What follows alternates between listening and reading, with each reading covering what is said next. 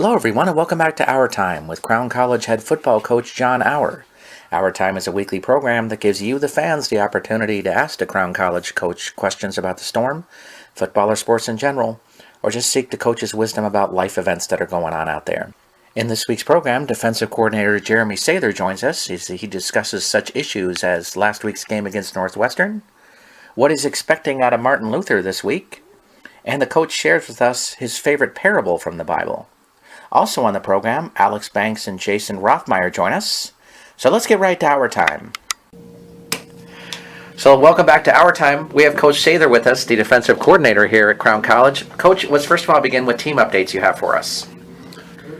We have one guy out this week that was playing safety for us. Josh Brozak has had a couple good games. He'll be out this week. Had a little injury last week with contact, and hopefully he'll be able to bounce back. But that'll give some of our young DBs a chance to play. And Parker Kramer's been in at nickel, and he'll get a chance to start this week. But other than that, we're staying pretty healthy, and hopefully get Josh back next week. Looking back at last week's game against Northwestern, the defense played exceptionally well, giving up 116 yards rushing, but just 2.9 yards a carry. What were some keys that you thought in that game? Well, I think Alex Banks did a phenomenal job staying with the game plan, and Alex has been a great football player, but sometimes played fast and made some mistakes while doing so. But he's always got a good mortar. Also, Tyler Bird had a phenomenal game, along with a lot of our D linemen up front that really did a good job winning that line of scrimmage, and the linebackers along with Banks did a great job flowing to the ball, and the edge was set pretty well by our secondary. So it was a pretty good team effort.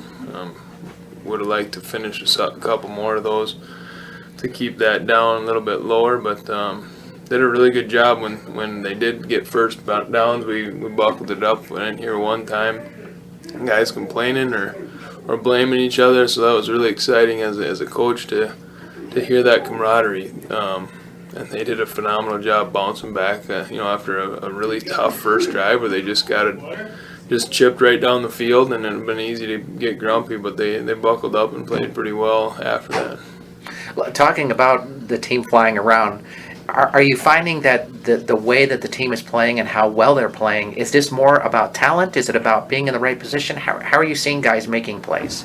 Well, I think the experience, it's not, we have very few freshmen out there, so it's guys that have been playing in the system for 2 to 4 years. It's probably the oldest D that we've had since I've been here, with senior Hawk and Strange and Silva and Jay, and there's some guys that have been really starting for 4 years, and other guys like Weens that have been out there for 3, and even though sophomores are in their second year, that allows them to play a little faster and not have to think out there, and I think that's a huge part of it, is just being able to play. And that's what we've really stressed is, those guys work really hard in the off season. All that work is for the chance to get to play during the season. That's awesome. As the team takes on a new offense this season, and it's taking a little time for them to get working through things, is it hard as the defensive coordinator to keep your team motivated when they know the offense is struggling a little bit? No, I think we're all, our side of the ball, both players and coaches, are really excited about Coach Bremer, and he brings some amazing energy. His scheme, it's the opposite of what I just said. We're able to play really fast. Some of those guys are still thinking right now. So as we get this in the next week or two here, our team speed's going to pick up, and there's some ridiculous athletes, and that line up front is really good, and Taylor's doing a good job leading them. So we know they've got the talent, and as they get it mentally, and they're able to fly around. But I would say defensively, we're pumped about that coaching staff over there, being led by Coach Bremer. He's an amazing coach, and I'm blessed to get to coach with him. So, and then I think the one thing we've always stressed is when there's a turnover, it's a chance for us to play. So our seniors have heard that for 4 years, and if there's a chance for us to play and if they're punting, our guys are excited to get out there. So we're going to keep doing our job. We know we got to do our job a lot better, because we had opportunities to make plays that we didn't, and we could have held them down and changed that game if you keep it to a one-score game. So we're definitely focused on getting better ourselves and believe 100% that they're going to get better, and they have the talent, both the coaching staff and players, to do it.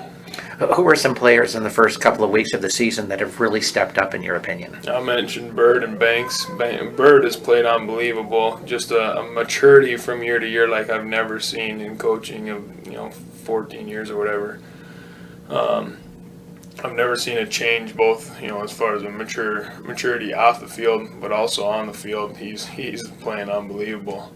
Hawk is as good as it gets on the D line, and he's a great player.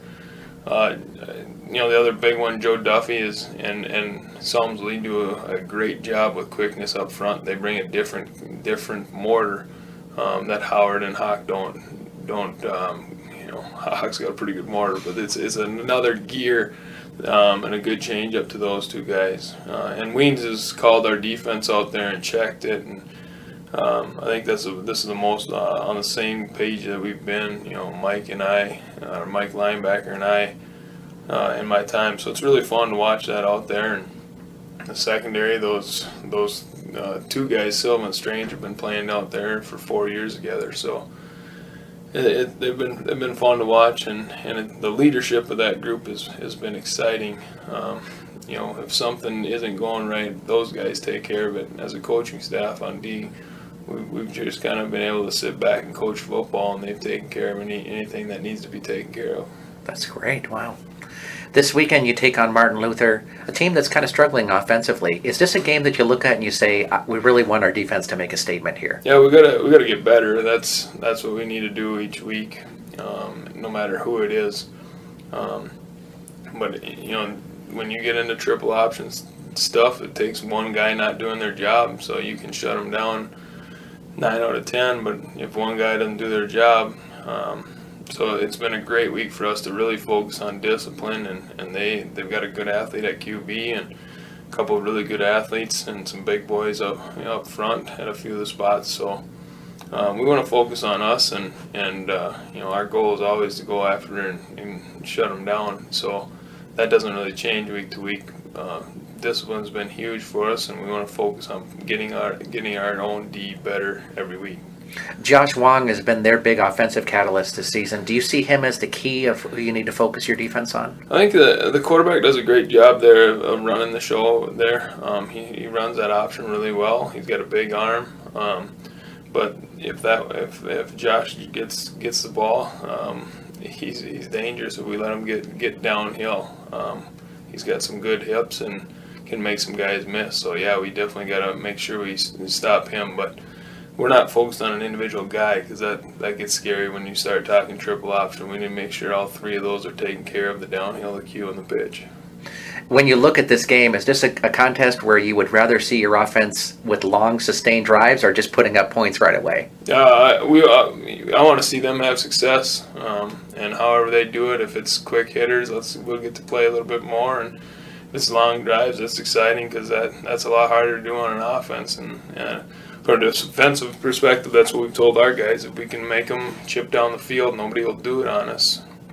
Northwestern did last week, and our guys believed in it, and they made them chip down the rest of the day, and that helped us last week. So if our O can take a long drive or two down on Saturday and have a couple big plays to go with it, that'd be awesome to see a little mixture of it. But I'm excited to see them have success, because it's just really good group of guys over there, from coaching all the way down through the playing players.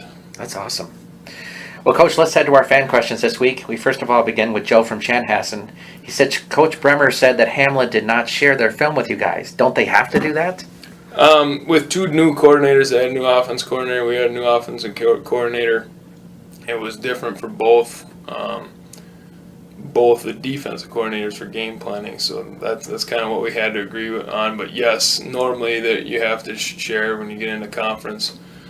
Had we both had, next year we'll share film with them from the last, week 9 and 10 of this year. We'll share with them, because hopefully the coordinators will both be back, and then that'll make it right for both sides. So.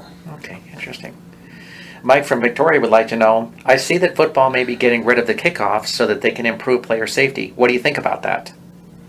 I think kickoff's a fun way to find out who's got the nasty to play, and we talk about nasty as something completely different than cheap. I think some people hear that, but some of our most amazing kids off the field doing everything right have been nasty football players, because that's what it takes to play.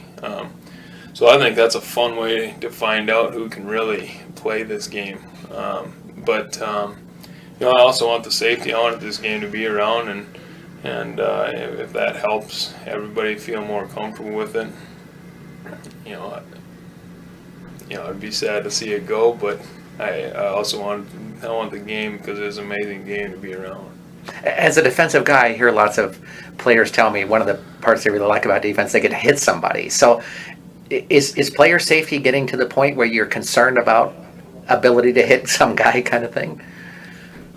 I think there's some times where certain throws set guys up to get a big hit, and some of those get flagged. I think those are tough, but nobody's taking my suggestion. They should throw that flag on the quarterback for setting them up. But I think a little bit there. When you get a ball that's lofted and a kid gets to run through a hit, I think that sometimes that gets to be tough. But for the most part, it's still a very violent game, and the equipment's unbelievable. So those guys are safe, and you feel it, but the equipment is unbelievably much better every year. So the companies will do a great job keeping guys safe out there. Wow.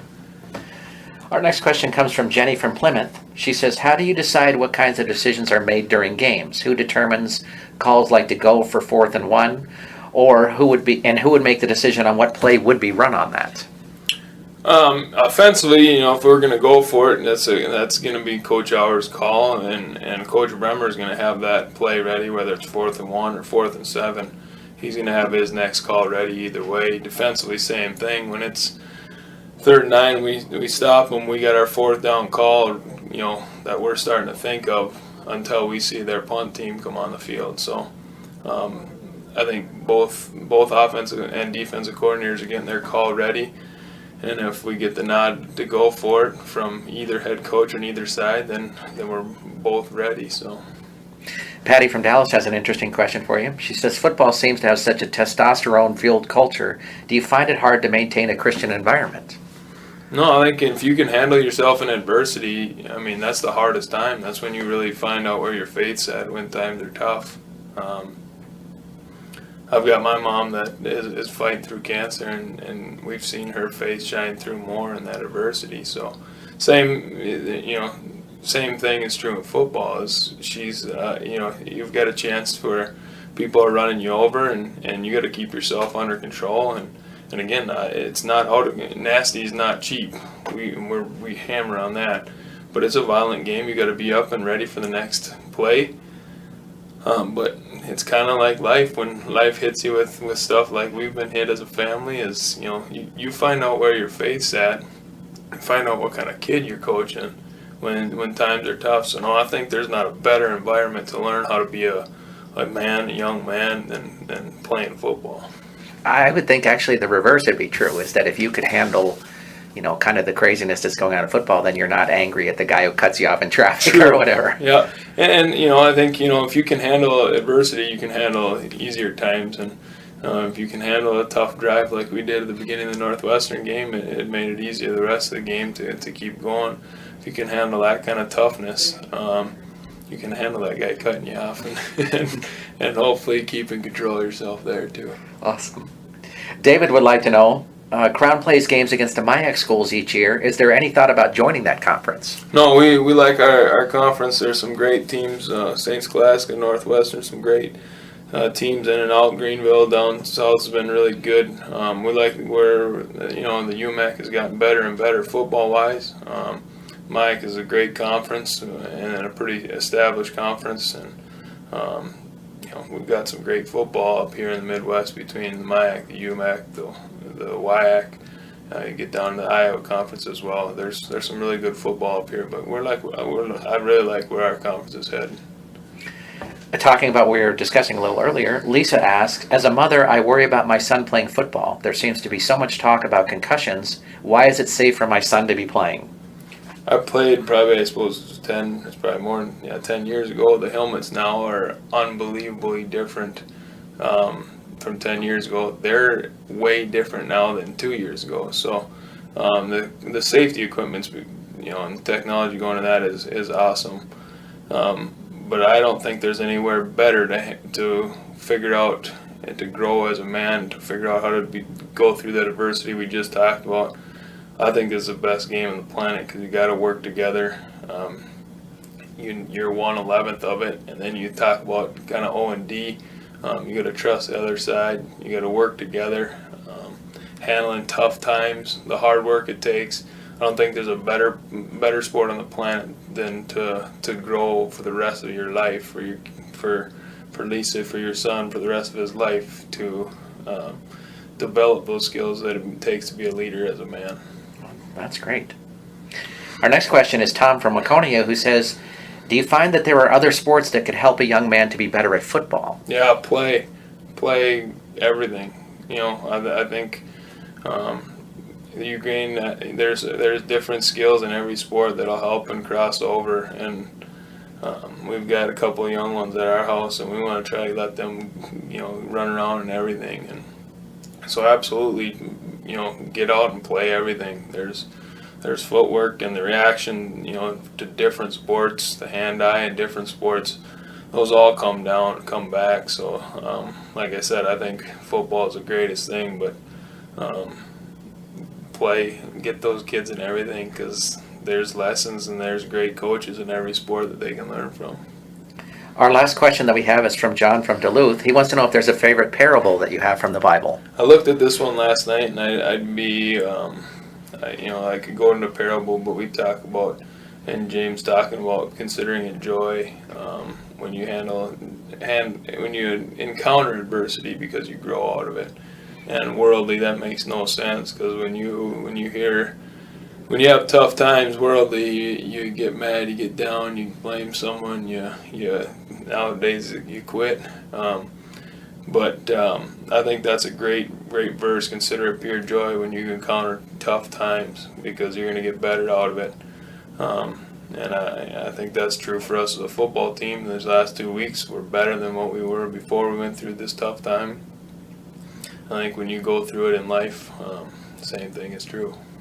So for our last segment, praise Him and hallelujah anyhow. What are we praising the Lord about this week? Well, I said it with our senior leadership. I'm pumped that the guys on this team. We've said it, many times as coaching staff. It's great leadership and an amazing young group to get to coach, and I'm super thankful for them. As far as football goes, away from that, I got an awesome wife that supports me spending hundreds of hours here a week, whatever it is. So I'm pretty blessed at home, to have the support from my boys and little daughter, and had my son on the sideline for ball boy last week. So nice. He got to be right up close and personal, and so it was pretty cool. So yeah, we're very blessed and very excited to get to coach this group of young men and awesome leadership that they're bringing. So what may not be going well, but you're saying hallelujah anyhow, too. Yep, for sure. We're growing out of it. So that's awesome. So that's awesome. Coach, thanks for joining us this week. Absolutely, thank you. So let's welcome back to Auer Time. We have Jayson Rothmeier, who is the Offensive Player of the Week from this last week. Jayson, tell us a little bit about the game against Hamlin and what you thought out of that. Or excuse me, against Northwestern, and what you thought out of that. It was a hard-fought battle. We really wish some things could have went more our way, but throughout the game, it's really nice to see how everybody sticks together, and we finish every single battle together, and you win as a team and you lose as a team. You have a team implementing a new offense this season. Tell me a little bit about the growing pains of that. Yeah, starting camp, if you were a senior, you pretty much were a freshman. The the playbook was pretty much all brand new. We have had a few new things and also some old things, but for the most part, it's pretty much brand new, and it's been a good time. And I really think the whole offense as a whole has really taken a hold of it. Named as one of the captains this season, what are you taking as the responsibility for this team right now? Well, sometimes you just need to have that guy that leads with example. I really don't have the biggest voice on the team, but I understand where my spot is at this team, and I know what to do at every point, and pretty much any guy can come up to me whenever they need something. You're heading down to Martin Luther tomorrow. What are you guys expecting out of that contest? I've been here. We've been lucky enough to win every single game against them, so we're coming in pretty good. We need to start the game off strong. We need to come out running. We need to just hit them downhill and finish the game. Being on the offensive line, you guys are a really tight-knit group. So is this one of those contests that you're thinking, boy, we want to really kind of shove it down their throat? Yeah, we definitely would like to. Lately, our run game hasn't been as strong as we would like it to, so I know as the offensive line, we're really licking our chops here, and we want to get at it. So for fans out there who really haven't had an opportunity to learn much about you, tell us a little bit about Jayson Rothmeier. Well, I come from Olivia, Minnesota. Graduated from Bold High School in 2013. Been here ever since I graduated. Just really enjoying it here, and love to get at every single week with my brothers. What do you think about the Crown College environment here for you? It's an awesome place, great place.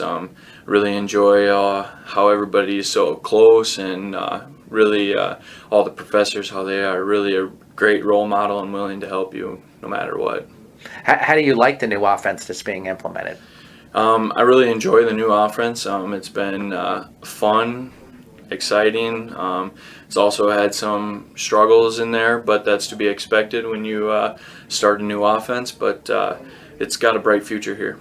So, Jayson, for our last question this week, why is it great to be a Crown College Storm?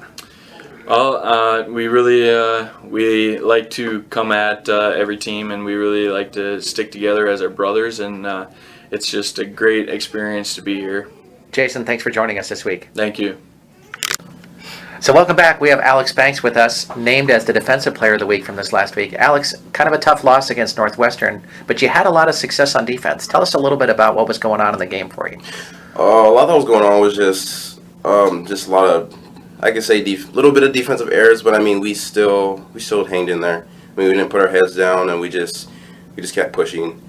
And I mean, there was a lot of struggles on offense, but I know offense, we have a new offense.